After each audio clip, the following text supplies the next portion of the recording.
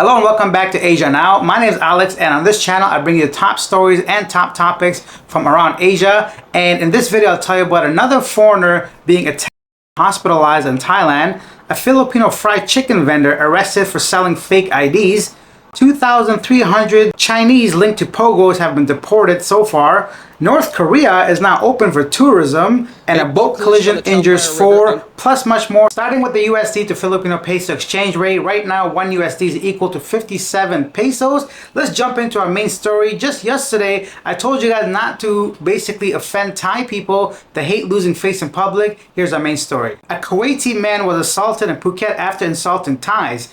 2 Thai men physically assaulted a Kuwaiti man near Soy Bangla in Patong neighborhood of Phuket. Officers from Patong police station were alerted to the gang attack on the tourists at about 7:20 a.m. on Tuesday, and they found a 32-year-old Naif Al-Otajbi on the scene. Police called rescuers from the Kusal Dam Foundation to transfer Otajbi to a hospital. Otajbi reportedly returned home immediately after receiving treatment. He told police that he needed to rest and would take legal action against the attackers later. Following a brief questioning at the hospital, Otajbi said he was on his way to his accommodation when the attackers approached and assaulted him. Police reviewed security camera footage from the scene and found 2 attackers, one of them who was a motorcycle taxi rider, attacking the Kuwaiti man until he collapsed on the road and lost consciousness. The attackers then left the scene separately. Channel 8 reported that the Kuwaiti man had not filed a complaint with the police since the incident, but officers managed to arrest the 2 attackers featured in the video yesterday, August 15th. The 2 Thai attackers claimed that the Otajbi could speak Thai, but not fluent. They allegedly that Otajbi insulted Thai people loudly while intoxicated. The attackers stated they could not bear the insults and launched the attack on the foreigner.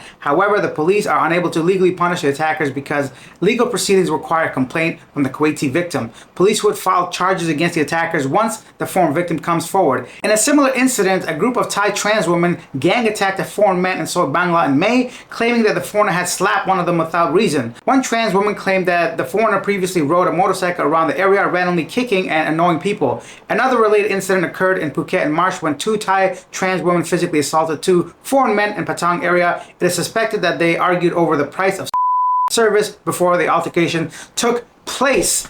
Okay, so this is the dark side of Thailand, the side that not a lot of people like to cover. Actually, probably a lot of people do cover, but doesn't get much mainstream media coverage.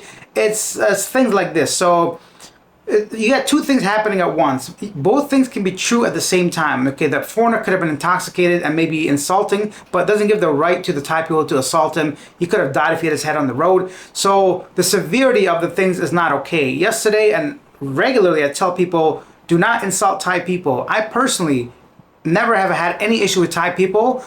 I've never seen anyone actually instigate anything that's a Thai. Usually it's the foreigners being drunk, being loud, being obnoxious. I'm not saying this is what happened in this case. And with the trans people, so I'll give you another example. Trans people's cross-dressers, ladyboys, whatever you want to call them, they can be very aggressive. So when they smell like blood in the water, when they see somebody new, a tourist, a foreigner, walking down the street completely oblivious, like someone like myself, looking around the buildings and in awe completely, they will say, hello, handsome, hi, sir, massage, whatever they can to try to get your attention. And a lot of times they become physical. They grab your junk, they grab your nuts, they'll do whatever they can. So if a real man like myself don't like that, I might become aggressive. This man might have had the same experience. I'm not saying real. My point is, like, some people don't like being touched, especially by other men like me. So I don't know how I would act in that situation. I might be really offended as well. I might say some stupid stuff, but doesn't give the people the right to slap me in the head. So now what I do is simply ignore people whenever they shout at me. I'm so experienced now, I travel so often, and Bangla Road is really known for a red light district. Anyways, I could talk about this for a long time, guys. So please, if you're traveling to Thailand, any foreign land, I know it's difficult to be completely safe, but watch your alcohol. Don't say stuff to people you don't want. Like, if you don't want to interact with people, don't look at them. You're not cute. Don't play along with their jokes, nothing like that, unless you're 100% interested. If you want to go ahead, do that stuff, that's fine, but be aware that it's not a playground. And if you insult Thai people, they'll do this kind of stuff to you. But it's not right. Physical violence, even if you say something, it shouldn't be the end result. Next up, a fried chicken vendor who also manufactured fake government IDs and other documents was arrested during an entrapment operation by the NBI in Cebu. The suspect was identified as Romel Gonesto Panons, 29 years old. Seized from him were fake IDs, BIR, and TIN cards, driver's licenses, birth certificates, Philippines health cards, national IDs. Panons reportedly offered his services through social media. His modus was made known after his runner, Loctor del Rosario, was caught by the authorities while delivering fake tin cards along some kind of road. Yep. So fake IDs, very popular anywhere in the world, I guess. But if you get caught, there could be some severe punishments. And for my foreigners, I know getting a driver's license can be a hassle sometimes in any country. Don't buy those fake ones. It's just not worth it. Get hit with the fine, go pay it, and next time be more prepared if you're traveling to have the proper documentation. And then more than 2,300 Chinese nationals have been deported from the Philippines over issues related to illegal Philippines offshore gaming operators since 2022, according to the Bureau of Immigration. Between 2022 and 2024, at least 2,379 Chinese nationals have been deported. Around half of them, or 1,207 of them, were asked to leave the country in connection to their employment at a POGO hub. A lot still going on with the POGOs, Philippines offshore gaming operators. Quite uncertain how that's going to basically end, whether they're going to be completely banned. I guess they are now, right? So the president made that order. Let's see what happens to the remaining people that are employed by these operators. Next up, North Korea to reopen for tourism after 5 years. North Korea will reopen one city to foreign tourists in December after nearly 5 years of border closure due to the COVID pandemic, according to tour operators. At least 2 China-based operators announced that tourists will soon be allowed to visit the mountainous northern city of Samjian. The border closure also cut off imports of essential goods, leading to food shortages, and were made worse by international sanctions because of the country's nuclear program.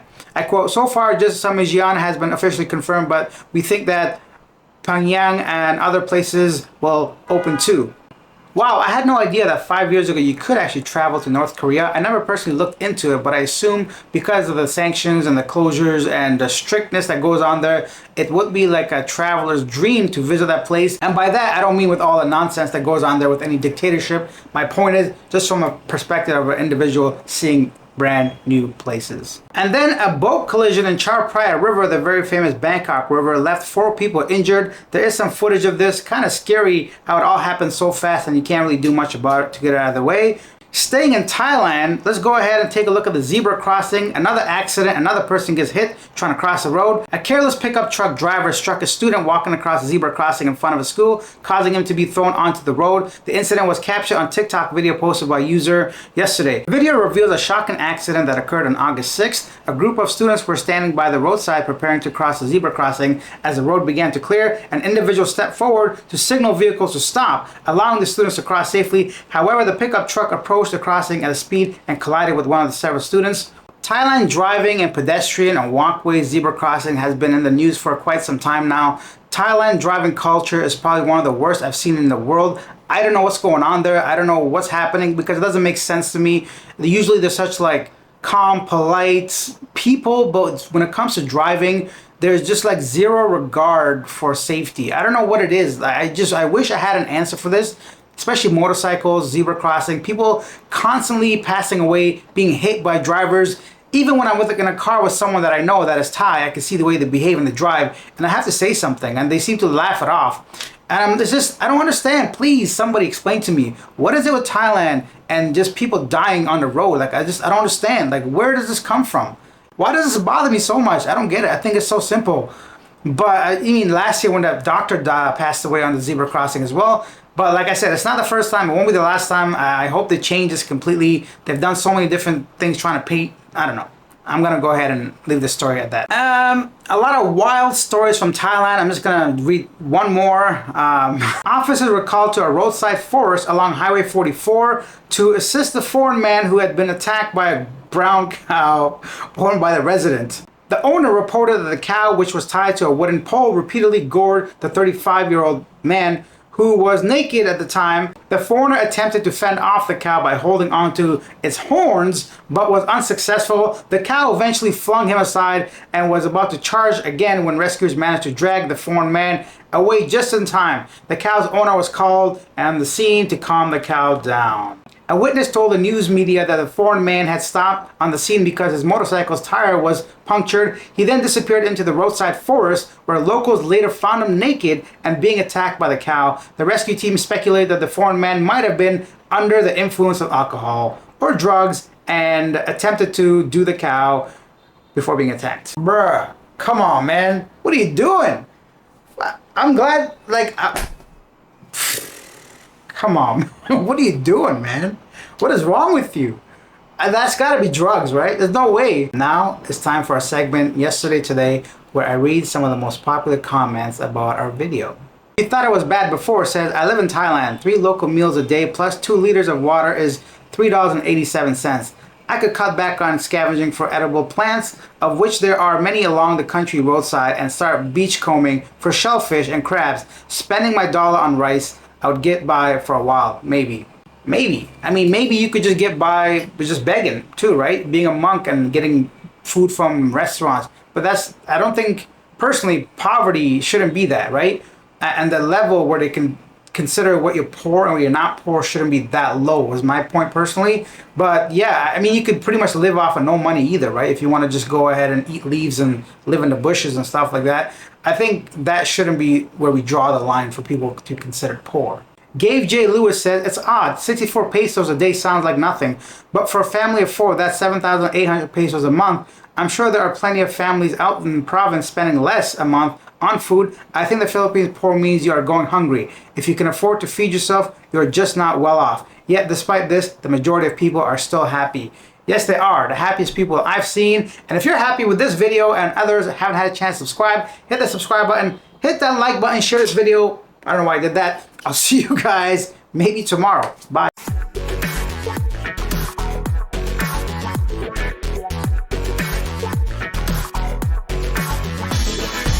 Is it because I'm just trying to wrap my mind around it? Like, you see a red light, stop, don't speed through it. You see people crossing the road, don't try to like overtake them. I don't know. A grown ass